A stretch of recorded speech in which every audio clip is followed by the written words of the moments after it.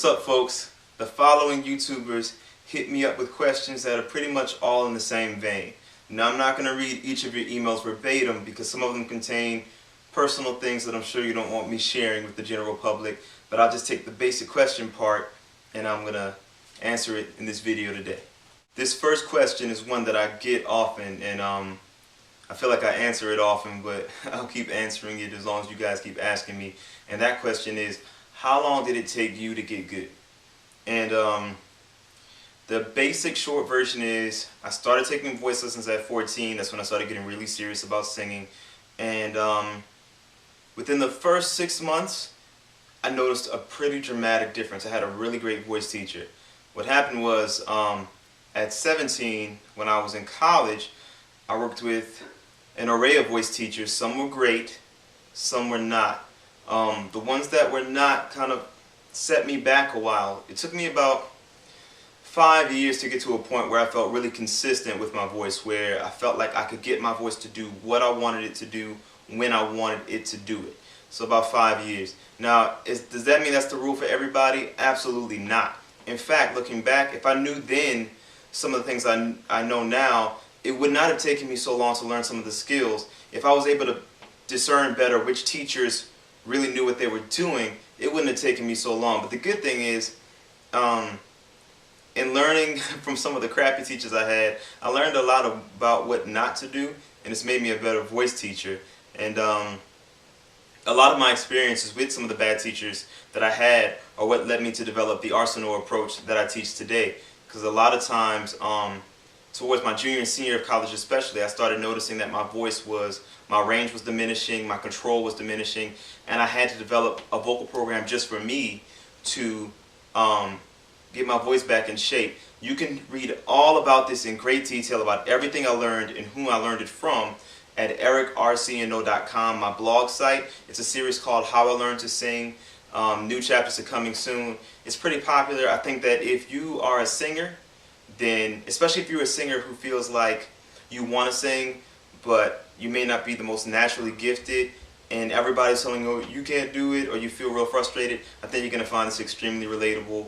And so check that out. Especially around chapter 3, it really starts to get interesting. But it's my personal experience, my personal journey. But what I'm finding is a lot of people are saying that they can really relate to it. So check it out.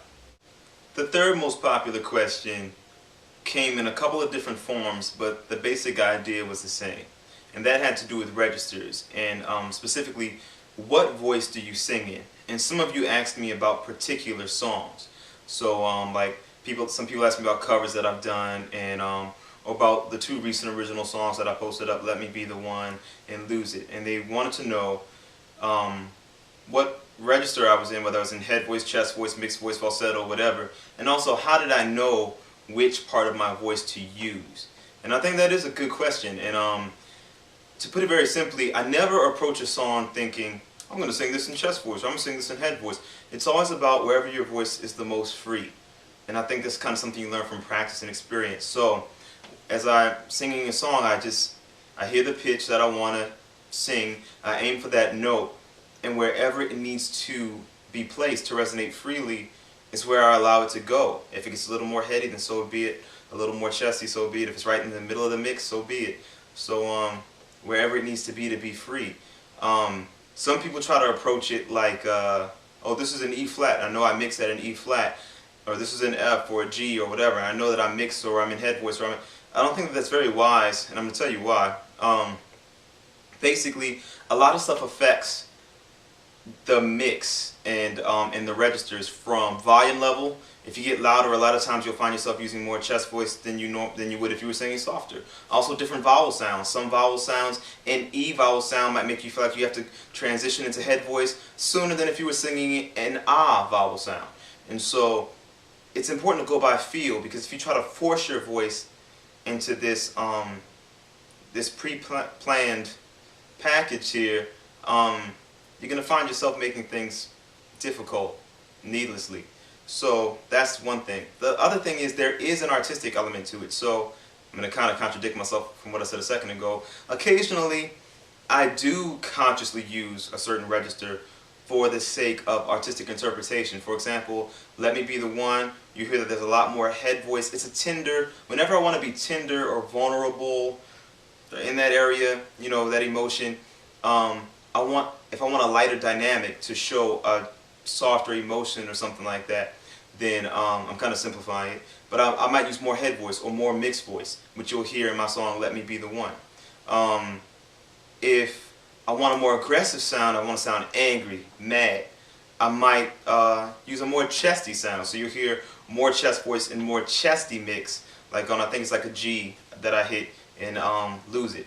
And it's definitely like more of an edgy kind of sound than the light wispy sound of Let Me Be the One. And so it depends on what you're trying to achieve. So you never want to just say, I sing light, or I sing strong, or I sing in mix, or I sing in chest. It's whatever appropriate for freedom first, and the sake of health for your voice. And then secondly, there's an artistic element. What kind of feeling or emotion are you trying to get across? You know? So dynamics affect how that emotion comes through. If you're supposed to be angry and you're singing, yeah, it doesn't sound angry. It sounds very light and ethereal. And if you're trying to sound sexy and you're like, yeah, it's not, you know, so you have to do it appropriately. The lightness, the heaviness, the amount of chest voice, the amount of head voice, the amount of edge or compression, you know, all that stuff is affected by what your goal is. So I don't want to get redundant, but that's basically that. This next question is funny to me because so many of you asked it, and I kind of get the impression that some of you guys asked it with a sense of disbelief. And that question is, do you really do all of the exercises that you have us doing on your YouTube videos? And the answer to that is yes. Either I do them currently on a daily basis or I have done them.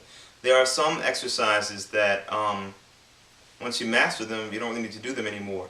While other ones, no matter how good you get, you continue doing them for maintenance sake and for practice sake. And of course there are exercises that I do and techniques that I use that are not on YouTube, but you can get them on my home study program, or you can learn them from me in a one-on-one lesson, blah, blah, blah. I will be putting out new videos in the near future with some new techniques and some advanced things. But there's just there's so much stuff out there. And so in the 8, 10, 15, however many vocal videos I have, is that everything that I know? No. So of course there are going to be some things that I do that are not on those videos, but I can tell you, I lip roll, I do my lagas and stuff like that. You can hear me ing sometimes. And so I do a lot of that stuff. Yeah. And I can say very soon I'm going to be putting out an advanced diaphragm technique program with that I've never put out online before. You know, stuff that I've only done with my private clients up until this point. I decided, you know, let me put this out there because it will benefit a lot of singers. And I'll also be putting out a more intermediate diaphragm technique video for free on YouTube soon. So that's coming. But yeah, I use this stuff. Again, if you look at the How I Learned to Sing series on ericarceneaux.com, new chapters are going to be coming out soon. I know it's been a while, but I'm going to get back on it because I've gotten so many requests for it. And I do read them, so I'm like, let me do some more. Yeah, but you can get all the details, ericarceneaux.com.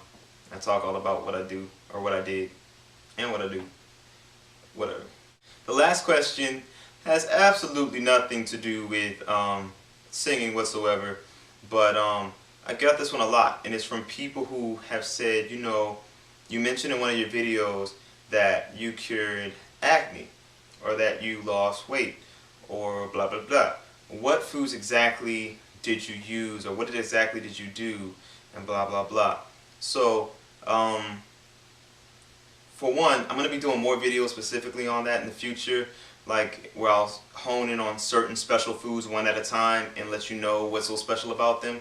My brother, Marcus Arceneaux, is a crazy health food genius, like a health guru.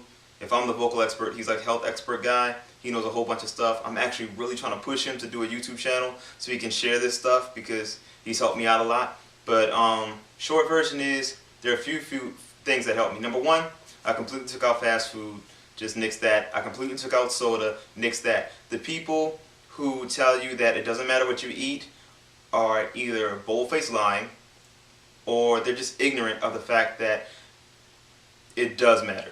Your skin is the largest organ as far as waste disposal is concerned. It's not the it's not that. It's actually your skin. What you eat comes out through your skin. And so if you eat crappy stuff, it's gonna make your skin look crappy. And it's that simple, or it can be.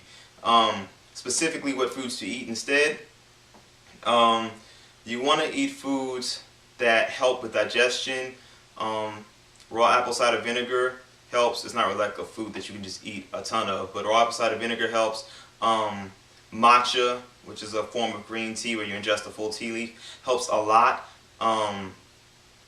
Vegetables are great. Just basically real food, like real meat, high quality meats, eggs help your skin. Good oils and fats like avocados, coconut oil. I know I'm going through a lot. I'm sorry. Maybe I'll list them in the section. But like I said, I'll be doing more videos or more specific. But the biggest thing you can do right now, cut out soda, cut out fast food, cut out refined white flour products. It's going to make you not only look really puffy, but it's going to inflame your internal organs and your skin. It's going to make you break out, and it's going to make you gain weight really fast and be all bloated and stuff. And it's going to really diminish your hopes of seeing abs for those of you who ask me about weight loss stuff. And so refined white flour products, and that means like pasta, white bread, cereal. And you might be like, oh no, what am I going to do without those things? There are many alternatives, and I will go more in depth on those in another video, because that deserves a whole video or series of videos in itself. And like I said, be on the lookout for my brother's YouTube channel, which is not out yet, but it'll be coming out soon. I'm sure I'll make an announcement when it does.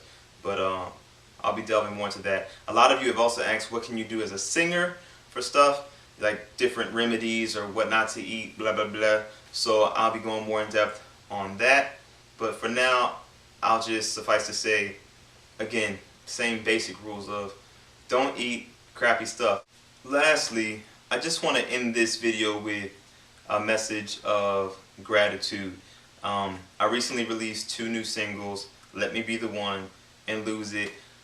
I have never before gotten such a great response for any original music that I've released as great a response as I've gotten for these 2 songs. Thank you very much. And because of you, Let Me Be the One is now my biggest selling song on iTunes. It's on its way to outselling Say Goodbye, which was a very big selling song for me, especially as an independent artist. You may or may not know this, but for those of you who are aspiring professional singers, you should know the music industry has experienced about something like 80% decline in music sales in just the last 5 years. That's a big decline, yet I'm seeing an increase, and that's extraordinary. Thank you very much. One of the big reasons why they're noticing the music sale decline is that people are stealing music, and my stuff is being stolen too, unfortunately. But I'm proud to say that a lot of my fans actually take the time to buy it, and that means a lot to me. I am an independent artist full-time and vocal coach full-time. This is my only means of income. So when you like it and you actually buy it versus stealing it or ripping it online, it makes a very big difference. And so I appreciate it. I mean, it's just 99 cents a song. So if you like the song, just pay 99 cents for it. I mean, you can watch it as much as you want on YouTube. That's why it's there. But if you really want to support, just pay that 99 cents and buy the single instead of stealing it. And if you don't like it, you don't have to buy it, but that's fine. But for those of you who do like it, then please buy it, share it with a friend. And I guess that's pretty much it. So thank you very much. There's much more in the future. I'm going to be doing many more vlogs on various topics. There'll be more voice lesson videos, more music, more everything, covers, all kind of stuff. Videos on how to tie scarves. Yeah. No, not really. No, I'm just rambling, which is what I do at the end of every video. So, I guess now it feels complete. Until next time, peace.